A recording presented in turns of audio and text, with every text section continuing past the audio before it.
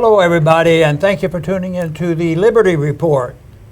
With us today, we have Daniel McAdams, our co-host. Daniel, good to see you. Good morning, Dr. Paul. How are you on Thursday? Doing well. Excellent. And we're going to start off with a little bit of good news. Yeah, a little persuasion, but it's too slow. It is so unnecessary. We shouldn't have to be worrying about these things. How can we get the American people to be less excited about going to war in Ukraine? That's sort of the question. Why do they do it?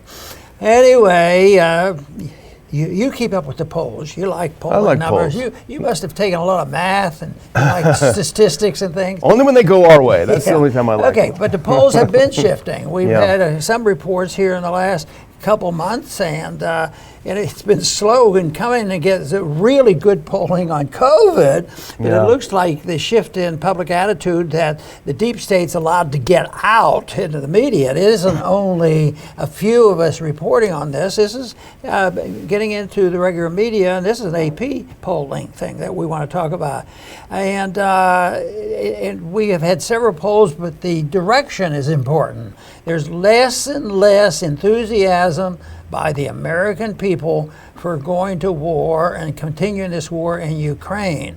Now, I would say, well, it's less than perfect. It doesn't have the same arguments we have, a little bit of pragmatism, but the pragmatism is worthwhile, and that diminishes the warmongers. And that is the pragmatism. The American people are disgusted with it because they've sensed what they should sense from the history of the world all time is that wars don't go well, and they're hurtful to the average person. And this is what they're saying. The average person now, when they're polled, they say, what's going on here? What, almost $1 trillion we've sent over there, and we keep sending it, and they're talking about it, and Biden says we're going to stay there until, we have total victory and the Russians have gone home and that sort of thing.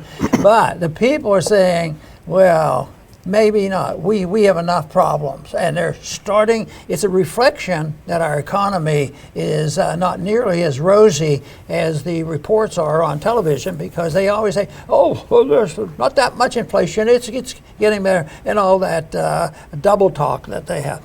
But anyway, the people are shifting to saying enough is enough. Maybe we want to help them a little bit. We certainly from the beginning didn't want to send troops, but they were sending a lot of money and a lot of weapons, cost a lot of money, and guess what?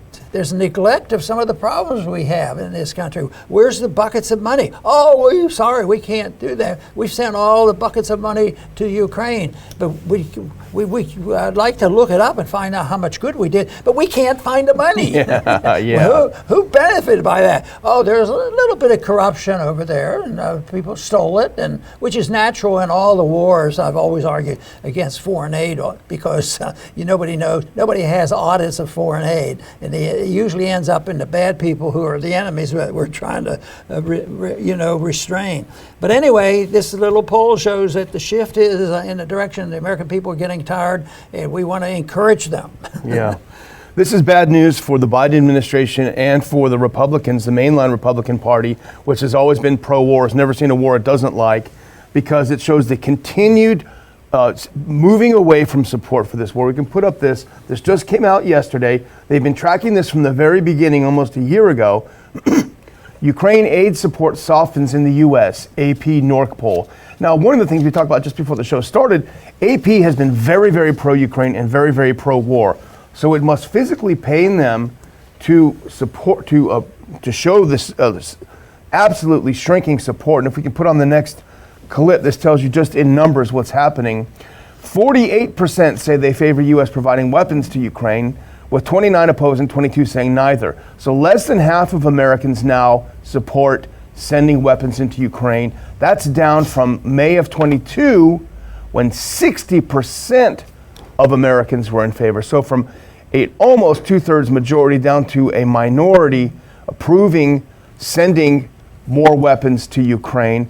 And let's look at some of the, Americans are about evenly divided on sending government funds, only 30% in favor of sending money to Ukraine, 38% opposed. And this is all Americans. This is the Biden people who love this, all Americans. So support is disintegrating across the board. Let's do the next one and look at some of these numbers. Now, I apologize. If I had drawn the chart, I would have tried to make it a little bit more easy. Maybe I'm not that good at math. But these were questions asked about what should be a bigger priority for America in response to Russia's invasion. 1, sanctioning Russia as effectively as possible, even if it damages the economy. Or 2, limiting damage to the economy, even if it means sanctions are less effective. And on the left, you see the tabs from March of 22, and that's when the invasion had just started. That's when propaganda was at volume 11. And so you see on the left side, among green is overall, blue is Democrat, and red is Republican, you see very much heavily skewed toward the left, which is sanctioning Russia as effectively as possible, limiting damage to the economy. Republicans were more in favor of that, but overall you see that very much people were in favor of sanction. You move over to January 23, which is the right part of this chart, and you see that all the momentum has shifted to limiting damage to the economy. Americans are seeing that these things are not as cost-free as they thought they were, and the tide is shifting to an absolute majority. And among Republicans, almost 70% of Republicans do not want to damage the economy for Russia. Next tab really quick. Sorry, Dr. Paul, but I just wanted to get this next one in before I change. Large partisan differences. They always want to emphasize this. I'm not sure about this. Large partisan differences in confidence in Biden's ability to handle the war. And actually, in this sense, it's true. Because overall, only 19% of Americans have a great deal of confidence that Biden can manage this war. And among his own party, only 40%, way less than half, think that he can handle this. Among Republicans, only 2%. And that's Bill Kristol and his family who believe, maybe he's not even a Republican anymore, who believe that Biden can manage this affair. The numbers are brutal for this administration and the hawkish Republicans. You know, in economics or in foreign policy, acceleration and momentum is very important. And I would say the momentum is in the right direction. So what we want to do is accelerate more and more momentum so there's more people shifting. And I think we witnessed that and talked about it when the people were waking up about the COVID, the so-called epidemic. So, but I think the American people, when they look at this and become more opposed to it, I think this is just a guess in a way, that they're concerned about infrastructure, building roads, and, you know, so-called legitimate government expenditures, and also the borders. That's very real. And they say, well, we're neglecting our borders, and they sense that. But, you know, one thing I don't think they pay much attention to, but they ought to add one more item, and that is in price inflation. When the cost of living goes up, I don't think they connect that with Ukraine as much, but when you look at items in the budget, it's a big item because it's so big and it's so mishandled and there's no audits and all. So the military and industrial complex in bidding this up is very harmful. So if the American people also added their concerns from the borders and other is, cost of living in some ways is related to spending in Ukraine. Wow, maybe we could give a little acceleration to the momentum about changing those policies. Yeah, everything has always been cost-free, at least in their mind, because as you would always say, they don't see it because it's hidden in inflation. But now they're seeing it. And I think every American should look at this chart, because I think anyone who looked at this next chart would say, why us? Why do we have to bear this massive burden of funding this war? And this is a list of donors, the largest donors of military aid to Ukraine. And if you look at this chart, you see that the U.S. financial support is off the chart by far, 10 times more than Germany, the next highest level, nearly 10 times as much. This is all coming out of our economy, and I think Americans would say, for what? What are we getting out of this? The answer is nothing, and I think this is not from that poll, but I just dug that graphic out because it shows so graphically the massive, overwhelming commitment that the United States government and the Biden administration has made to this war. Americans are not buying it. Well, I think there's a reason for that because they don't think about NATO the same way we think about NATO. And what they do is they think of war. Well, there's a war going on, yes, and we're involved in helping, but because the Russians invaded and they're destroying Ukraine. Well, that's oversimplified and wrong. Yeah. So, and here it is. When they talk about support, what's NATO doing and these other countries participating, I think of, we should talk more about NATO, disobeying their own promises about where they were going to put weapons before they provoked Russia. So that is one thing they have to consider. But no, they don't consider that, and they design a war. It's Ukraine against Russia, and the Americans help.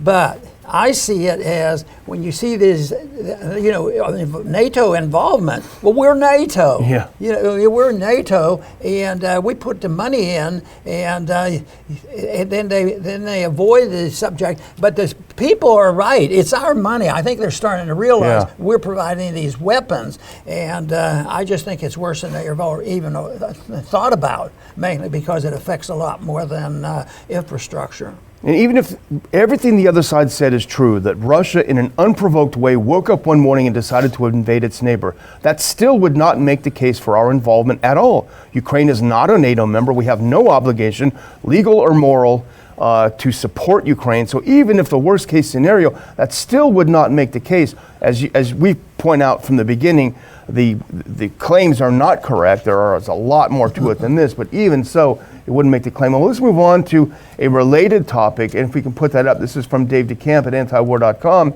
Here it has a good little summary about, and this is some more fallout from the Seymour Hersh article. Russia requests UN Security Council meeting over Nord Stream report. Seymour Hersh, who they're doing their best to ignore, as we talked about on the show, Dr. Paul, blockbuster report detailing exactly how the Biden administration blew up the pipeline. And in light of this report, the Russians, who are members of the UN Security Council, have requested a meeting.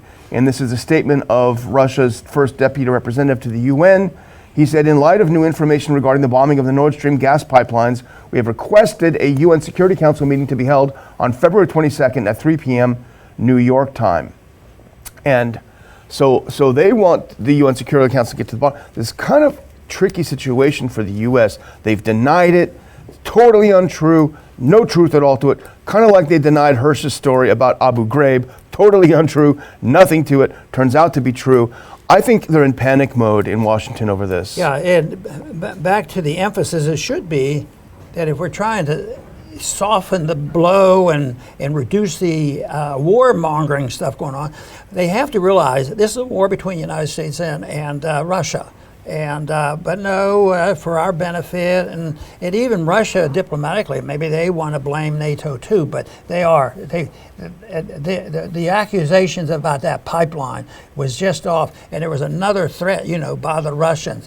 Yesterday I said, they really haven't talked that much about it. I'm surprised they haven't done much, but I think there was a very explicit warning yesterday, and this might be that they're covering themselves. Yeah. They're going to go and have their last effort with NATO and see what they do. But we own NATO, so how can you expect the solution to come from there? It was NATO that pushed those troops up on the Russian border, which we said we wouldn't do. And it's us that provided all the funds, and then the unbelievable complicated mess with that oil line that they literally went in and destroyed it. I think, that's out in the ocean someplace, and that was for Germany. It has nothing to do with attacking Russia. Yeah. Boy, that was like hitting Moscow almost. I think diplomatically that's what it did, and that's why, and that's also the reason now Blinken is sort of thinking, maybe we should demand that the Ukrainians go in there and lose a couple more 100,000 people and take back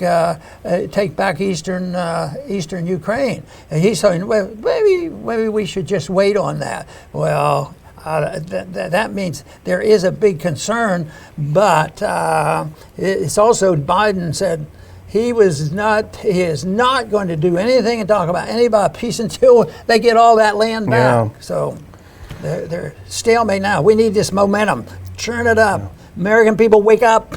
Get these people. Yeah. You know, I used to talk about bringing the troops home. We should never send them. Yeah. And then if they do go, get them home. If we don't need to have our special forces and our CIA and NATO forces and hiding behind there, just wanting to be in the middle of another war. I think we're still have something going on in Syria. Yeah. We left the Middle East, sort of, and now we're in Syria. That's a big deal. But they have oil. But here we have to participate in this because this is a big deal. But it's Russia. It's Russia. We got to stop the Russians. If we get tired of that, or they get tired, well, we always have China. Yeah.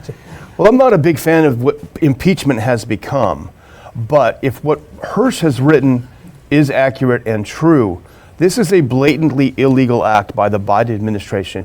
You have committed an act of war against another country's infrastructure. You've blown it up without the required consultation with Congress. You know, there's a format where there's a group of members in the House and the Senate who are informed of covert actions like this before they're undertaken. That did not take place. This was undertaken, from what we understand from Hirsch's reporting, without the notification, without the input from the U.S.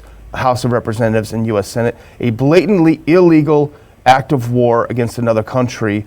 I think if there are any Republicans in the House with any courage, they will immediately start looking into this and looking into probably a legitimate reason to impeach the President of the United States over this. You know, you make the point, there's no declaration of war, but that's incidental, and they're not likely to be listening to you. Yeah. And but the whole thing is how to do that was technologically and planning that took some effort. Well, who is this? Oh, it's mysterious. It's called secret government. It's called the CIA. And don't you know there was a coup in this country, and the CIA and the special forces do what they want, and they totally are excluded, and the media cooperates with them until the people start to wake up. And that's why, yes, hopefully the Republicans will wake up and do more than they have in the past. But we do know that they're divided on it as well, and if they do something right at this moment, it's going to be slow and tedious. But that's what has to happen.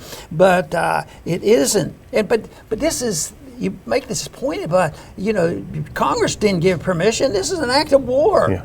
But how long have we been doing that? For what, 60-some years, and we've been doing this, and we just go about it and start another war. And how do we start the wars? Decisions made by the CIA, and they send in, but even that started before before the more recent time. In '53 is when I think this really got started and out of hand, where things were done like that, and we live with the bad consequences of it. And, even the consequences with Iran has to do with Russia and China now, that are, when the chance comes where they might be able to undermine the dollar, and if we continue with our economic policy, it might not be too difficult to undermine the dollar. We may do that all by ourselves. Yeah, well, the threshold for covert actions is much lower, of course, than an act of war. It only requires a notification of a certain group of senators and members of the House, and that forget about declaration of war. That notification didn't take place, which is illegal. But on the UN, to finish up on that, let's skip the next one and go directly to that tweet that I had up. This is Gonzalo Lira. He reports on the Ukraine war from Kharkov inside Ukraine. And he made a good point. I have to give him credit because I was going to steal it anyway. But he makes a good point about the Russians calling for a UN Security Council hearing on this, because he said, this is a trap for the West. If they agree to the UN Security Council meeting, then the US will be shown to be responsible for the Nord Stream terrorist attack. If they refuse, it will discredit the UN and show it to be a Western war justification engine. So in a way, it's kind of a checkmate, because they're kind of damned if they do and damned if they don't on this. So it'll be really interesting to see what happens when this hearing convenes next week. We may learn something that will be beneficial to waking up the people. Yeah. But if it's really valuable information that would help wake up the people, it will be done very quietly. Nobody will report it. Oh, what meeting are you guys talking about? There was no meeting. You guys you worry too much. Well, let's move on to another aspect of the deep state and put on this next clip. because here is the dark figure on our horizon for years. This is a report that came out earlier this month in the Epoch Times. Inside the secret government meeting on COVID-19 natural immunity, there was a meeting convoked by Fauci and his top aides to discuss the issue of whether people who've had COVID, if that counts as one of their shots. Fascinating, and it's fascinating that it was done in secret. This should be a scientific inquiry. Instead, it looked like a political discussion. You know, some people wanted to make an excuse, say, well, they're just stupid. They didn't get the right education in medical school. But I think the contest for explaining this is, are they stupid? Is this why they did that? And they really believe this stuff? The pharmaceutical industry said, well, you don't have to, worry about natural immunity. That doesn't really exist. Or the other choice is they're evil. Yeah. And the odds of evilness is greater than the stupidity. But what happens if you combine them? And that is what's happening. But the whole idea that they had this meeting, I think this should be really big news to get together, because we were talking about this all the time, but we had no evidence that they actually planned it, and it wasn't an accident that all the bad guys who got into bed with the government in the medical profession. And the worst thing is the medical profession did this. They went along with this. Yeah. Except for hopefully more and more will come out now, because there were certainly some good friends on our side in the medical profession who had to suffer the consequence because they spoke out. Yeah. Well, on the government side, who attended this secret meeting was Fauci, of course, Dr. Vivek Murthy, who was a U.S. Surgeon General, Rochelle Walensky, remember her, head of the CDC, Francis Collins, head of the National Institutes of Health, and Dr. Bachara Chukolt, the White House vaccine coordinator. And they brought in outside experts, including the notorious Dr. Peter Hotez, right? Remember him? Is that how you pronounce it? Yeah, but what about, did Fauci get invited? No, he was there. He could, yeah, okay. I want to make it point. Yeah, he was there. He probably organized it. Yeah. So they brought in this kook from Dallas, Hotez, is that his name? And the discussion was, and Hotez was saying, natural immunity means nothing. You have to get all your shots, Deus Vult or whatever. So it was pretty amazing,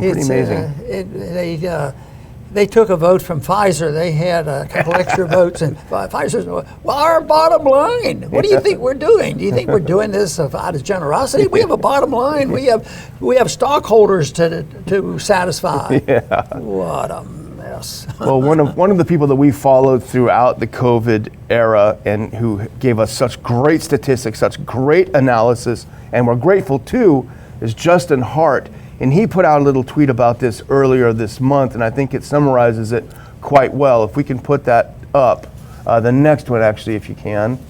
There we go. This is Justin Hart. This is important. Hotez bolstering Fauci to dismiss natural immunity. Offit and Osterholm suggesting it should have some credence. Limit to 2 shots. Hotez and Fauci are awful rogues. So very, very good. From Justin Hart to describe it. Okay.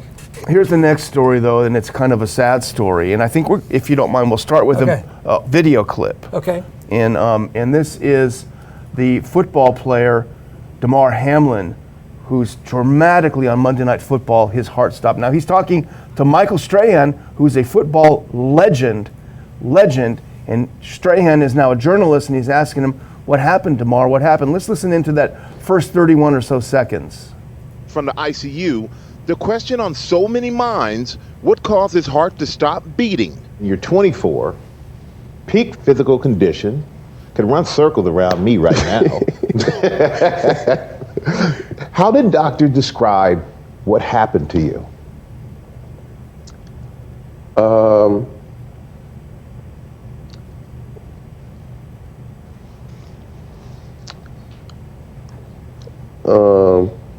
That's something I want to stay away from.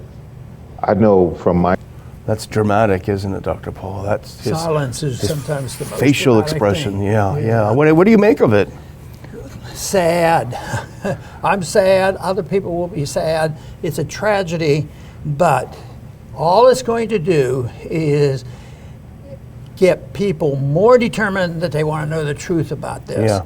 Because if the truth is that they have evidence that he had myocarditis, and it's the same type of myocarditis that comes from booster shots, that would be such a horrendous problem and publicity, and yet some people still are around believe that truth is the thing that you have to bring out.